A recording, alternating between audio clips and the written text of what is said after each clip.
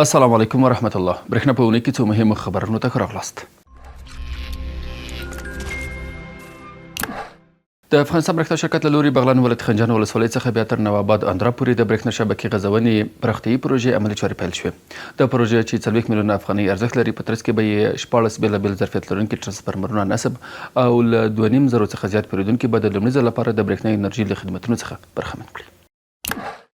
د افغانستان برېښنا شرکت هلمند ولایت سنګین ولسوالۍ په سراون قلعه سیمه کې د 121.8 میلیونه افغانیو په ارزښت د برېښنا شبکې سترې پراختیایي پروژې عملي چارې پیل کړې. د دې پروژې په دوام به 43 ټرانسفارمرونه 1604 کنکریټي پایې نصب شي او د برېښنا انرژي لیږد لپاره به اړین تخنیکي تجهیزات هم برابر شي. د افغانستان برېښنا شرکت د 12 تخنیکي بسونو لپاره د وړ او مسلکي کادرونو د ګمارنې په مخه د ازادي سیالۍ له لارې له 6 ګډونوالو څخه لیکنۍ ازموینه واخیسته. ټاکل شوې ده چې بریالي کسان د ازموینې او مرکې له پړاوونو له بشپړېدو وروسته یا دوکاري بسونو کې په دندو وګمارل شي.